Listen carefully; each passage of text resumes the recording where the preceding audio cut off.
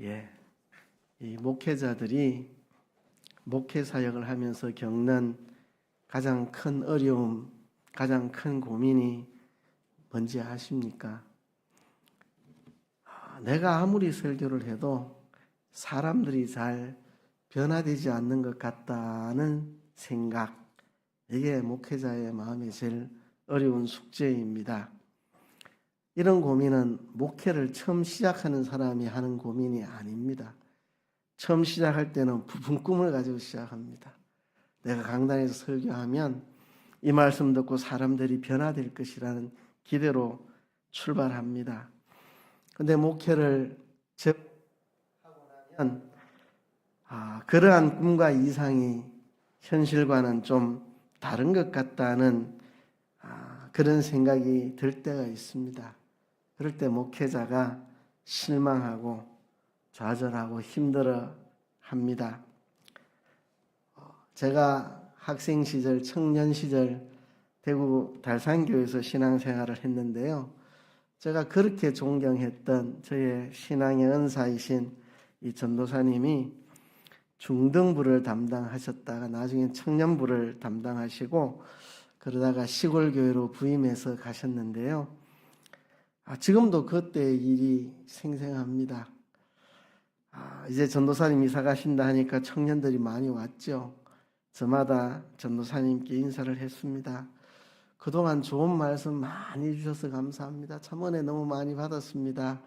저마다 인사를 하는데 전도사님이 밝은 미소로 그 인사를 다 받아주시더라고요. 그리고 청년들이 다 간 다음에 뒤돌아서시면서 저한테 이렇게 말씀하시더라고요. 한숨을 크게 내쉬시면서 청년들이 내한테 왜 저런 인사를 하는지 나는 도무지 모르겠다. 내가 그동안 그렇게 많은 설교를 했는데 듣고 변화되는 모습이 전혀 안 보이는데 왜 저런 인사를 하는지 모르겠다고 한숨을 푹 쉬시는데 그날의 그 기억이 생생합니다. 우리 한국 교회에서는 강해 설교의 1인자라고 흔히 이야기를 많이 하는 그 유명한 이동원 목사님, 그 이동원 목사님이 그런 고백을 했습니다. 내가 수십 년 설교를 했지만 사람들은 변화되지 않았다. 한국에서 강해 설교 제일 잘한다는 분이 하는 고백이었습니다. 수십 년 설교를 해도 사람들은 변화되지 않더라, 이런 말. 내비게이터 선교회라는 선교회에서 20년간 사역하시고 다운교회를 개척해서 목회하시다가 이제 원로가 되신 이경준 목사님이라는 분이 있습니다. 이분에게 들은 이야기가 있습니다. 1980년대에 한국의 제자훈련이 크게 유행하고 할 때에 훈련으로 되는 제자라는 그 외국의 유명한 책을 그 번역을 해서 출판을 했습니다. 이 목사님이 내비게이터 그 선교회에서 20년 사역하면서 훈련으로 되는 제자라는 책을 출판해서 한국에서 참 많이 읽혔습니다. 제자 훈련을 하는 사람들 아주 소중한 책으로 많이 읽었는데요. 20년 동안 내비게이터 선교회에서 제자 훈련에 힘을 썼습니다. 그리고 20년이 지난 다음 이분이 한 말이 있습니다. 책을 다시 쓰고 싶다. 훈련으로 되지 않는 제자, 훈련으로 되지 않는 제자라는 책을 쓰고 싶다. 이런 말을 하셨습니다. 20년간 제자 훈련했는데 사람들은 잘 안 바뀌더라. 이런 이야기입니다. 목회자의 고민과 갈등, 실망, 좌절 이런 게 어디서 오는지 아십니까? 내가 말씀을 전해 주었던 사람, 내게 들었던 사람들이 변화되지 않을 때, 이럴 때 실망이 옵니다. 목회자가 돈 벌기 위해 나선 거 아니잖아요. 부귀영화 누리려고 나선 게 아니잖아요. 하나님 말씀 전해서 사람들 변화되는 모습 보고 싶어서 목회 출발한 건데요. 그렇기 때문에 먹을 거, 입을 거, 쓸 거 부족해도 내가 말씀을 전해준 사람들이 변화되면 행복합니다. 목회자들은. 그런데 교인들이 먹고 입을 것 넉넉하게 제공해주고 편안하게 살게 해줘도 내가 말씀 전했던 그 사람들이 변화되지 않으면 하나도 행복하지 않습니다. 살맛나지 않습니다. 그게 목회자입니다. 저도 목회자로서 고민이 늘 그겁니다. 내게 배우는 사람들이 내가 전한 말씀을 듣고 삶이 변화되고 있나? 이게 저의 가장 큰 고민입니다. 이런 고민을 하고 있을 때마다 생각나는 말씀이 바로 오늘 본문 씨 뿌리는 자의 비유입니다. 옛날에는 씨 뿌리는 비유 이렇게 많이 말을 했는데 저는 언젠가부터 씨 뿌리는 비유라고 하지 않고 씨 뿌리는 자의 비유라고 그렇게 말을 합니다. 왜 그러냐면 오늘 본문이 그렇게 말하고 있기 때문입니다. 13절에 보면 씨를 뿌리는 자가 뿌리러 나가서 씨를 뿌리는 자가 뿌리러 나가서 본문의 초점은 1차적으로 씨 뿌리는 자에게 있다고 저는 생각을 합니다.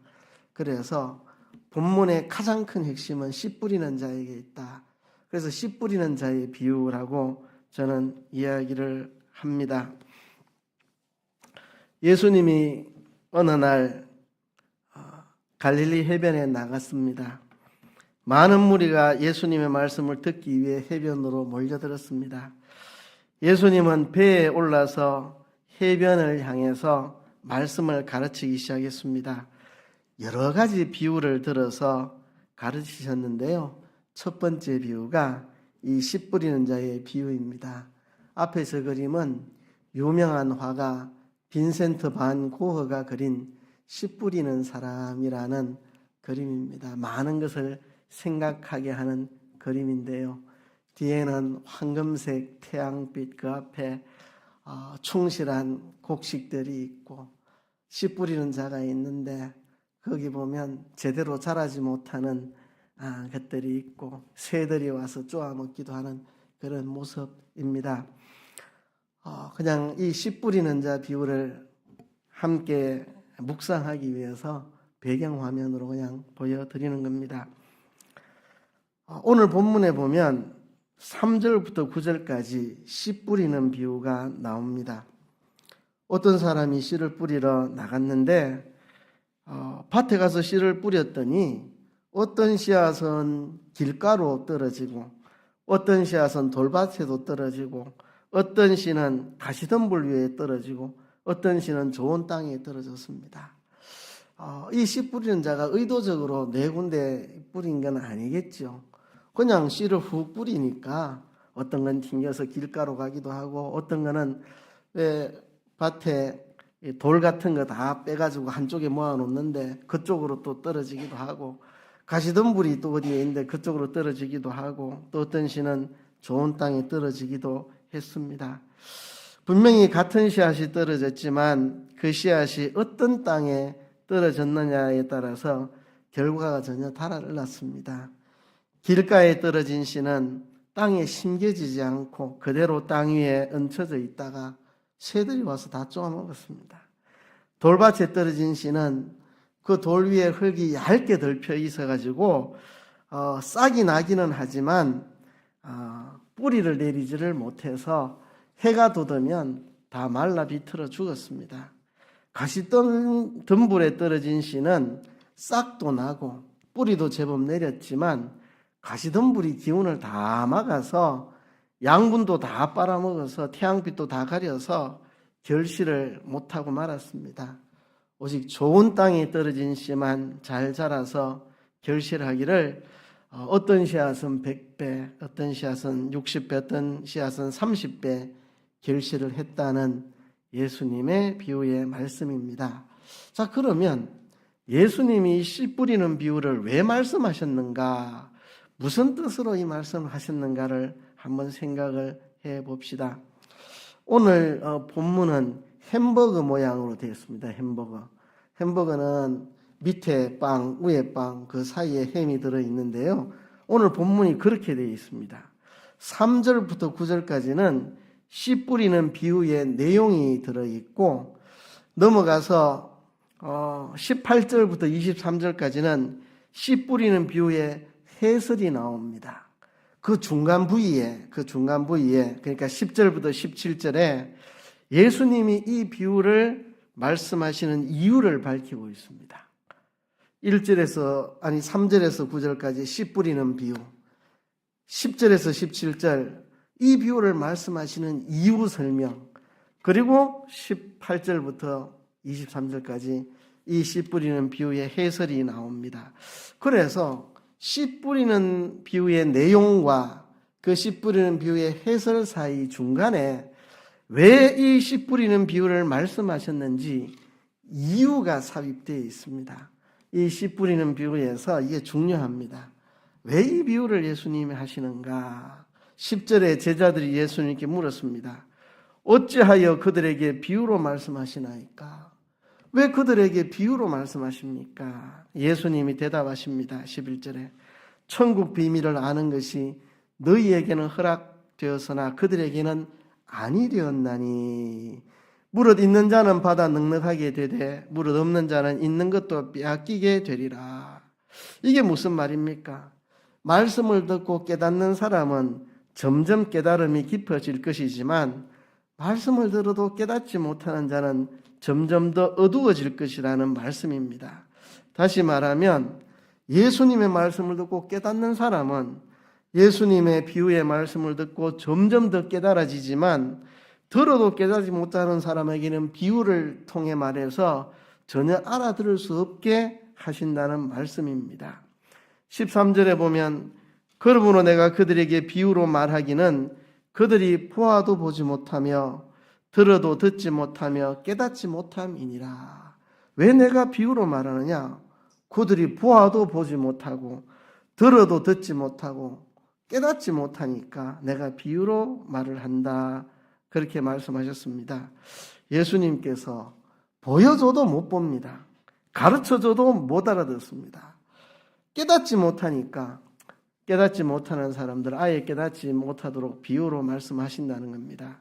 14절에 보면 이사야의 예언을 인용했습니다. 너희가 듣기는 들어도 깨닫지 못할 것이요 보기는 보아도 알지 못하리라.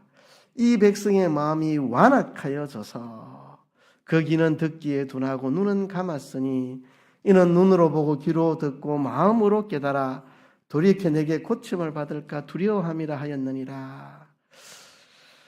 자, 이사야의 예언대로 이들이 들어도 깨닫지 못하고 보아도 알지 못한다. 왜 그러냐?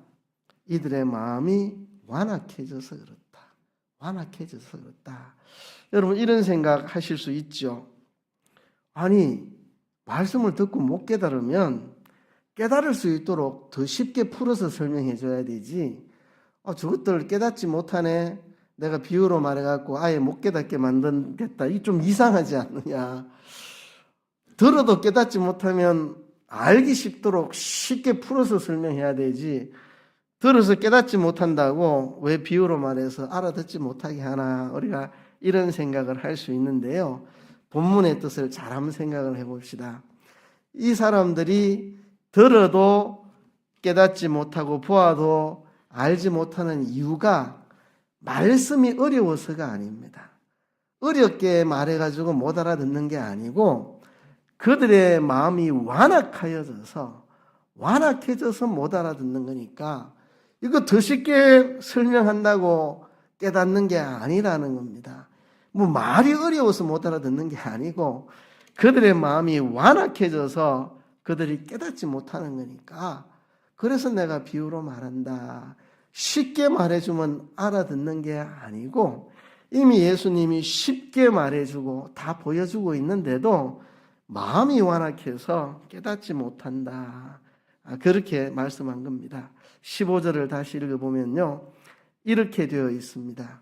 이 백성들의 마음이 완악하여져서 그 귀는 듣기에 둔하고 눈은 감았으니 이는 눈으로 보고 귀로 듣고 마음으로 깨달아 돌이켜 내게 고침을 받을까 두려워함이라. 여러분 정말 이게 무서운 말입니다. 정말 무서운 말. 이들의 마음이 완악해져 있다. 그래서 뭘 두려워하느냐? 눈으로 보고 귀로 듣고 마음으로 깨달아 돌이킬까봐 두려워하는 사람들. 그러니까 은혜 받을까봐 두려워하는 사람들. 은혜 받을까봐 걱정하는 사람들. 그죠?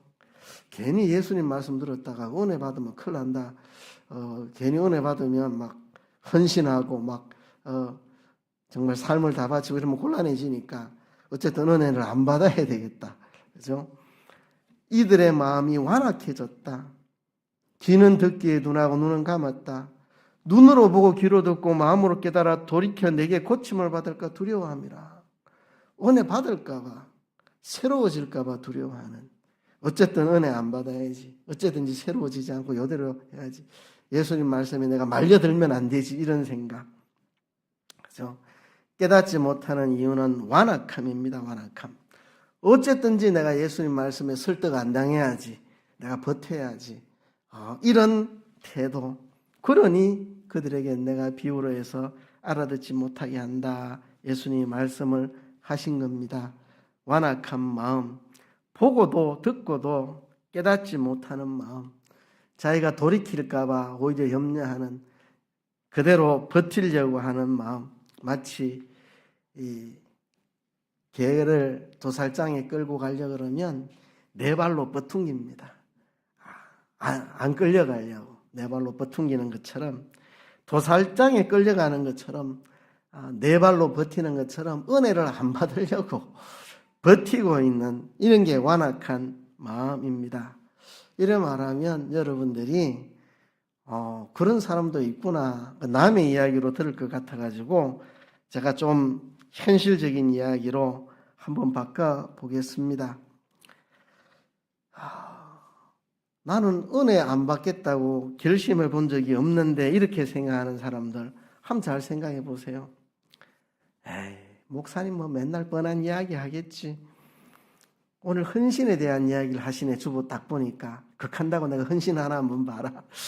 목사님이 오늘 헌신하는 메시지로 나를 꼬실 것 같은데, 암만 목사님 헌신하라 해도 난 딱 요까지만 하고 더 이상 나는 절대 안 한다.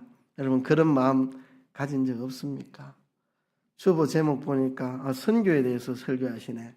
암만 캐도 나는 선교 동참 안 한다. 암만 캐도 나는 선교헌금 주고도 안 한다. 나 설득 오늘 안 당해야지.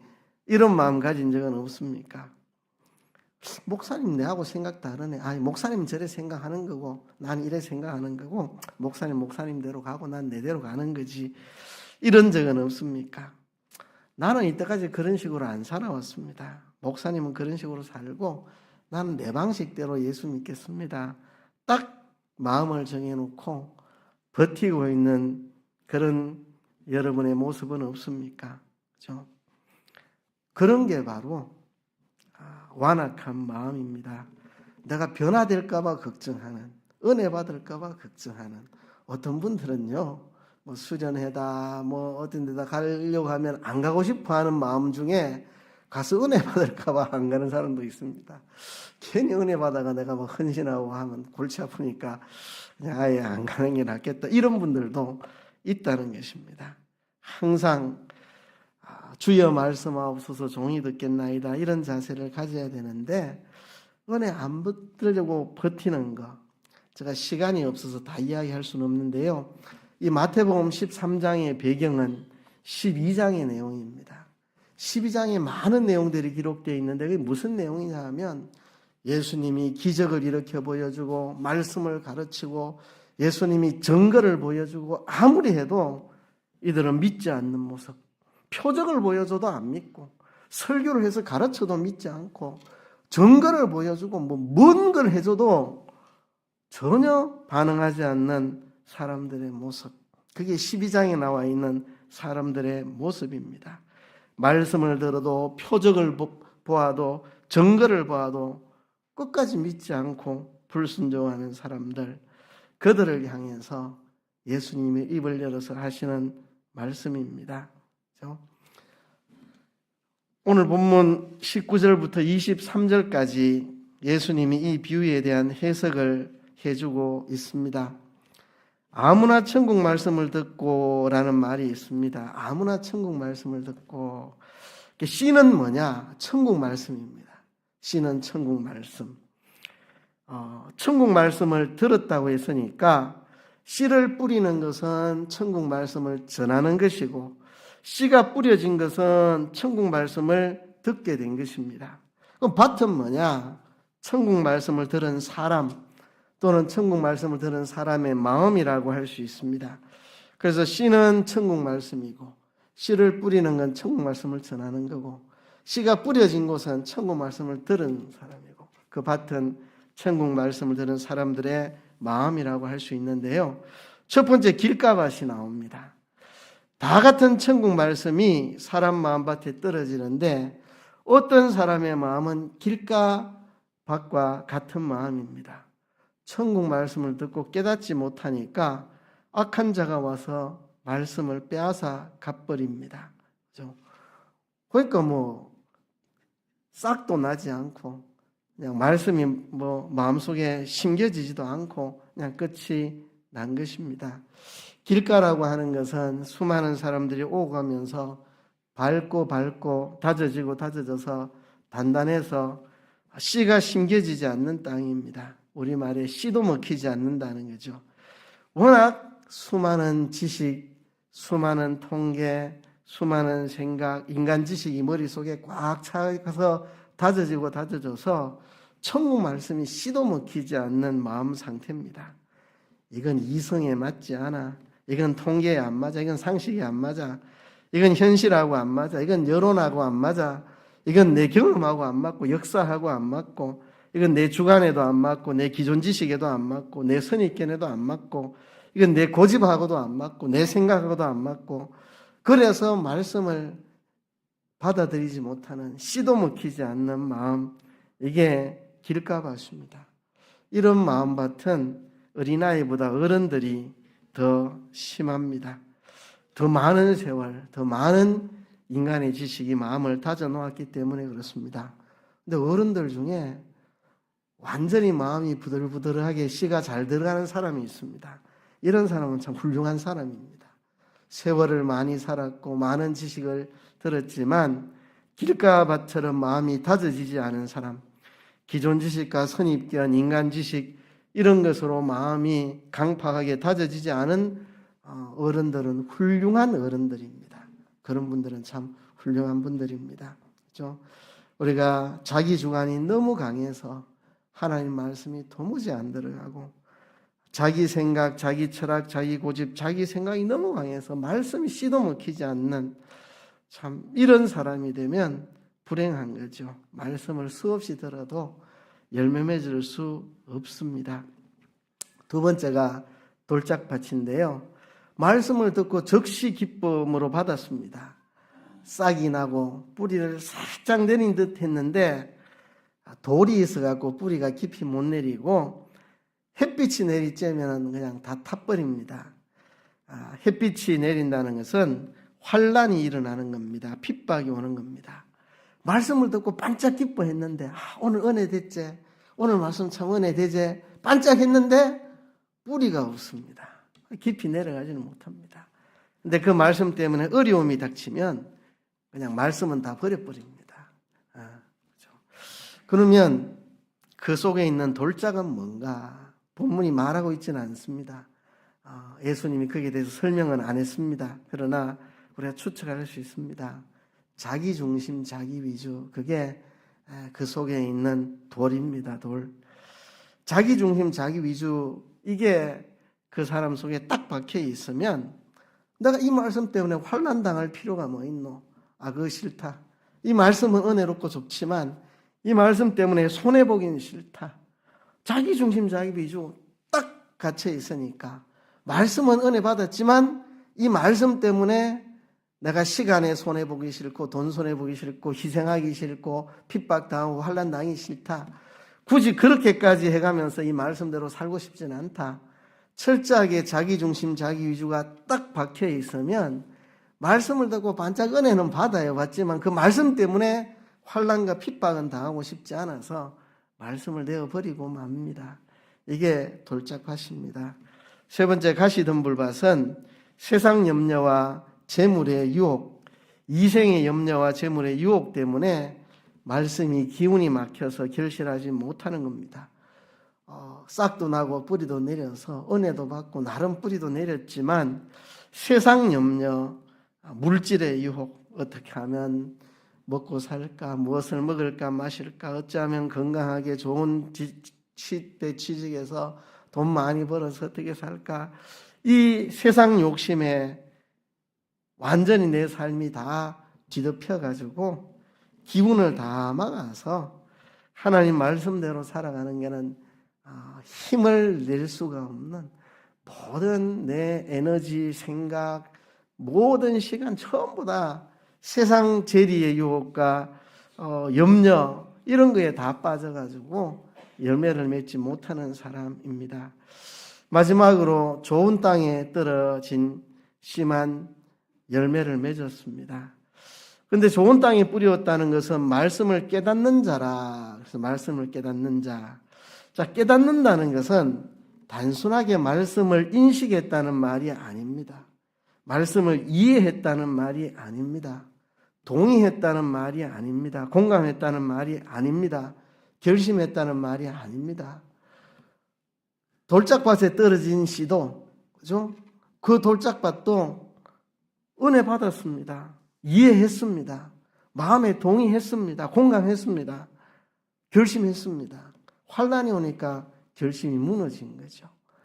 가시덤불에 떨어진 그것도 이해했고 동의했고 공감했고 결심했습니다. 근데 가시덤불이 막아갖고 그냥 그 결심이 그냥 다 무효화된 거죠. 그래서 좋은 땅에 뿌렸다는 것은 말씀을 깨닫는 자라고 하는 말은 말씀을 인식하고 이해하고 동의하고 공감하고 결심했을 뿐만 아니라 내 소유와 몸과 생명을 다 바쳐 그 말씀대로 순종하고 실천하며 사는 것을 가리켜서 깨달았다고 하는 겁니다. 진짜 깨달은 사람은 그 말씀을 위해서 자기의 소유와 몸과 생명을 다 바칠 수 있는 사람입니다. 이 사람이 깨달은 사람이죠. 그렇게 하는데 방해가 있습니다. 자기 주관, 자기 지식, 자기 선입견 이런 방해가 있지만 그것도 뚫고 자기 중심, 자기 위주, 내가 이 말씀 때는 환난까지는 받고 싶지 않다. 자기 중심, 자기 위주 이것도 뚫고 세상의 재물의 염려와 유혹 이런 것도 다 뚫고 기어코 그 말씀대로 실천하고 순종해내는 사람, 그런 사람이 100배, 60배, 30배 결실을 한다고 본문이 말한 것입니다. 그래서요, 말씀을 깨닫는다는 것은 돌짝밭처럼 반짝 은혜 받는 걸 말하는 게 아닙니다. 가시덤불발처럼 결심하고 각오하지만 세상 염려, 재물의 유혹 때문에 기운이 막혀서 자라지 못하는 그런 게 아닙니다. 말씀을 이해하고 결심하고 하는 거기에서 진짜 어떤 손해가 와도 어려움이 와도 그 말씀대로 실천해서 열매 맺는 걸 가리켜서 깨닫는 것이라고 그렇게 말을 합니다. 이제 말씀을 조금씩 정리를 해야 되겠는데요. 이 비유는 씨 뿌리는 자의 비유입니다. 저는 이 비유의 첫 번째 핵심은 네 가지 밭에 있지 않고 씨 뿌리는 자에 있다고 봅니다. 지금 예수님이 천국 복음, 천국 말씀 씨를 뿌리고 있습니다. 예수님이 뿌리고 있습니다. 뿌리는 씨앗이 100% 좋은 땅에 떨어지지 않습니다. 길가에도 떨어지고 돌짝밭에도 떨어지고 가시덤불에도 떨어집니다. 그렇지만 일부는 좋은 땅에 떨어집니다. 예수님은 소망을 가지고 계속 씨를 뿌립니다. 분명히 예수님이 뿌린 말씀의 씨앗도 다 열매 맺지 않았습니다. 목회 처음 시작하면 내가 설교하면 다 변화되리라 이런 의기양양함으로 시작하는데요. 좀 목회 중반에 들어가면 그게 아니네, 사람들이 잘 안 변하네, 좀 움츠러들고 실망합니다. 근데 좀 더 지나면 이제 도가 틉니다. 예수님이 씨를 뿌려도 씨도 먹히지 않는 사람이 그렇게 많았는데 나 같은 사람이 설교한다고 사람들이 다 변화되겠나? 그래도 씨를 뿌려야 된다. 그래도 뿌려야 된다. 이게 이 본문의 첫 번째 가르침이라고 봅니다. 예수님은 그렇게 많은 씨를 뿌렸는데 표적을 보여주고 증거를 보여주고 예수님이 직접 말씀을 가르쳐도 사람들이 변화되지 않을 때 예수님이 이 씨 뿌리는 비유를 하셨습니다. 그래도 나는 씨를 뿌린다. 누군가는 좋은 땅에 씨가 떨어져서 누군가는 열매 맺는다. 길가에 떨어지는 씨가 있어도 가시덤불에 떨어지는 씨가 있어도 나는 씨를 뿌리겠다. 이게 본문의 처음 메시지라고 봅니다. 그래서 저도 실망하지 않습니다. 늘 씨를 뿌리는 거죠. 그죠? 늘 어떤 씨앗은 길가에 떨어지기도 하고, 어떤 씨앗은 돌짝에 떨어지기도, 어떤 씨앗은 가시덤불에 떨어지기도, 어떤 씨앗은 좋은 밭에 떨어져서 삶이 변화되는 성도가 몇 명이라도 누군가라도 있습니다. 그래서 저는 열심히 씨를 뿌릴 겁니다. 이게 첫 번째 메시지고요. 두 번째 메시지, 나는 좋은 땅이 되어야 되겠다. 나는 가시덤불이 되지 않아야 되겠고 돌짝이 되지 않아야 되고 길가가 되지 않아야 되겠다. 이게 두 번째 메시지라고 생각을 합니다. 씨를 뿌리는 사람은 개의치 않고 뿌려 나갑니다. 그죠? 그러나 그 하나님 말씀을 받는 사람 입장에서는 내가 좋은 땅이 되어서 열매를 맺어야 되겠다. 그런 결심을 해야 안 되겠습니까? 설교자인 저는 이 메시지를 통해서 나도 예수님처럼 포기하지 않고 씨를 뿌리겠다. 저는 그런 결심을 이 말씀을 통해서 합니다. 그죠? 얼마의 씨앗이라도 좋은 땅에 떨어서 열매를 맺을 거니까 나는 실망하지 않고 말씀의 씨를 뿌린다. 이게 저에게 주는 본문의 메시지입니다. 여러분들은 그와 함께 말씀을 들을 때 내가 길가밭이 안 돼야지, 내가 돌짝밭이 안 돼야지, 내가 가시덤불밭이 되지 않아야지, 내가 기존 지식, 선입견, 내 주관, 내 고집 여기에 꽉 막혀서 나는 절대 변화되지 아니하리라. 목사님 첫날 설교도 난 내도 산다. 이런 사람 안 됐으면 좋겠고, 그리고 자기 중심, 자기 위주. 말씀은 은혜가 되는데 말씀 때문에 손해보고 싶진 않다. 그럼 난 버릴 거다.